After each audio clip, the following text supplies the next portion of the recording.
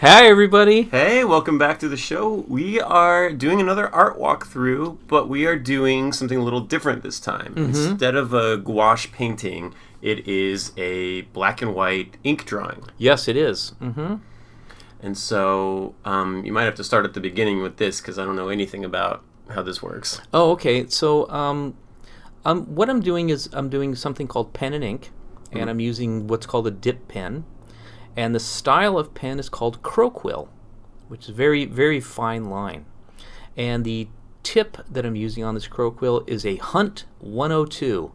For all you nerds out there, Hunt 102. That's and when I was doing comic stuff back when I was a kid in my 20s, this is the tip that we used for all of my comic book inking. And then I've used it ever since. I've tried several different kinds of pen nibs or tips, and this is the one I've always stuck to, is a Hunt 102, because it gives you that flexibility. And so does it work more like a ballpoint where you have an ink tube inside, or are you dipping it in like a quill? You have to dip it into a pot of ink every time that you run out of ink. It'll give you, several lines. And also when you press down, it has a flexibility, so the harder you press down, the wider your line. And so you have a line variation. Interesting. There. And so then you penciled in the sketch, and Yes. it's still a little sketchy underneath. So you're just picking your favorite lines and going over those? Pretty much, yeah. My pencils can be sometimes a little rough, but I got it all down there. And so when I ink, I know what I'm going to ink. I know where my darks are going to be and my lights are going to be. And if you look to the left every once in a while, you're going to see a book that's open. And the artist that book is from is a guy named Joseph Clement Cole, who was a very popular black and white illustrator in the 1930s. That's the one on the lower left? Yeah, the one in the lower left. And also, I have another book that's open, and you can always see the light coming through on the light table. I just wanted to double check my line there. Is a guy is a Prince Valiant comic. Yeah. From an artist named Hal Foster, and I use those as inspiration. Yeah, I know you love those. You gave me one for my birthday one year. Yes, I did. Because everybody needs some Prince Valiant. Yes, and those are great. Those were my dad's favorite comics growing up, and I love them. I've read most of them, and it's a very distinctive art style, which is kind of what you decided you were going to go for with this picture. Yeah, I wanted something. It's a lot more linear than linear. If that's a word. Than Hal Foster's stuff. Joseph Clement Cole's stuff has a lot more lines and things in it. It gives it an older look to it. Like a first edition D&D kind of interior art was similar. Like a classic American illustration from back in the day. Yeah. Which lends itself, in my opinion, to first edition D&D. True. I Yeah. just think it gives it that really cool storybook look, and that's what I wanted. So we've got it sped up here, so I can't get a good look at what you have underneath, but it looks like underneath you have a finished drawing. I have a little bit of a finished drawing, and I took a photograph of a cliffside. And I used that, and I warped it quite a bit on Photoshop? Yeah, on Photoshop. And then I took a series of stone steps from somebody's garden, and I just stretched them out and made them taller Oh, interesting. and wider, and put those in as a reference point. And then I just drew the characters on top of that.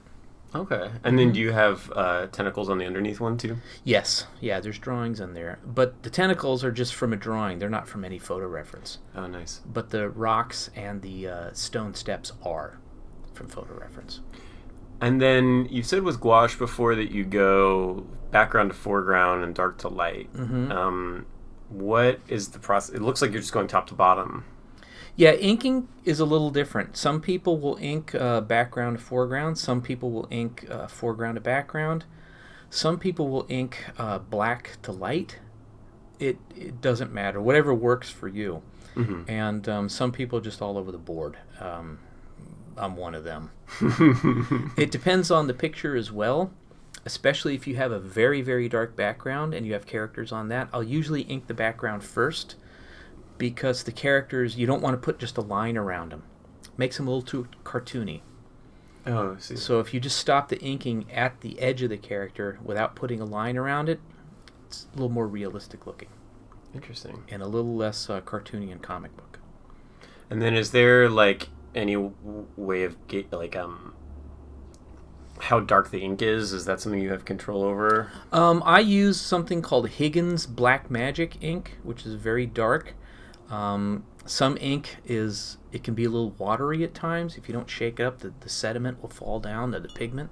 Oh, yeah. will, and it can be a problem. Model paints are like that too. Yeah, especially back in the day. You know, the old testers, enamels. All that pigment down there. It's just that thin layer of Yep. You got to stick the back end of the solvent. brush in there and I know, stir it just up. stir it up. Yeah. This is not quite that bad, but it can be that. Mm-hmm. And especially if you're using a brush to do great, huge black areas. Speedball has a nice ink that's very, very black, but And so also it's heavier and it can clog up your pen. So that's the pressure doesn't change to the darkness. The pigment ink will. itself does. Mm-hmm.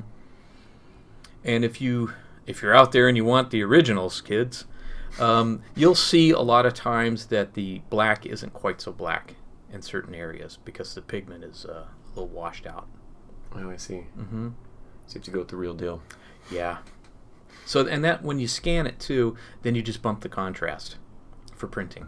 Oh, yeah. I guess that's something that I feel like I think of you primarily as a very traditional artist, and you don't do anything on the computer. You do everything with pen and ink and paintbrushes and stuff. But that's a cool idea of like doing the painting or doing the drawing and then going in after you've scanned it in, and you can adjust it a little bit to tweak color and stuff. Mm-hmm. But they did that back when you used for sure. photography and camera work to photograph these things on a stat camera. You would just bump the contrast on the for the shutter speed, Sure. to make sure that the blacks are really black. And then a lot of times, if you look at comic book pages and things that were done with stat cameras, you'll see that they'll take additional ink and paint over the top of the photo as well. Oh, interesting. Mm-hmm. Just kind of retouch it after the photograph. Exactly. It's a printed. retouch. And here we're starting to put in the guy who's having a rough day there, Yeah, he is. and then the tentacle around him. And you have to figure out where your light's coming from to make that tentacle look three-dimensional. Yeah, rather than just a line. Mm-hmm.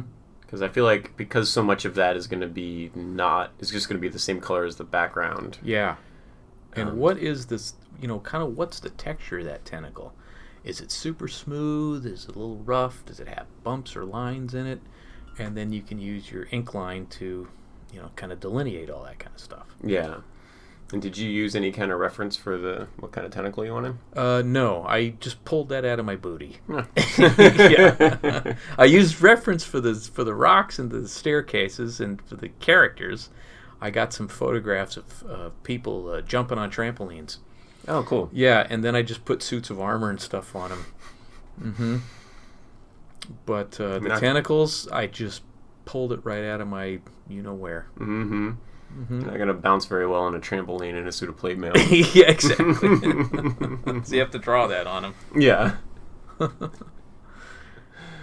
And then here, again, with a light source that's coming directly from overhead. Oh, okay. So the underside of everything is going to be dark, and that'll give us our three-dimensionality. And then you've got a torch there, or is it a spell or whatever? It's a spell. So that'll probably generate some additional light. Yeah, that's why his right side there Yeah. is really lit up more than some of the other characters, because he's generating that. So you have dual light sources now, and that's a little tricky. But again, if his back is very dark, that'll give you again some three-dimensionality too. Mm-hmm. And then you're doing in the lines for the rock there rather than just coloring the whole thing in. Yeah, and now I'm erasing my pencil lines off. Oh, so once the ink's dry, you can just Yeah. erase over top of it and it won't mess with the ink. Yeah. If it's not dry, you're going to end up with what's called a mess. Okay. You don't know what's called That's happened a couple times in my life, kids. Now we refer to this thing as garbage. Yes, now it goes in the garbage and you have to draw another one. Oh, man. That's why you have the hairdryer. Yes. Yeah, it dries up quick. And you can see now the paper's a little warped because see how it curls when you hit that hairdryer? Because it's very hot and it'll warp the paper a little bit. But that's fine because you're going to flatten it to scan it in. Yeah. Mm-hmm. You put a couple books on top of that scanner and flatten it in when you scan it. Put it in a flat frame on your wall. Exactly.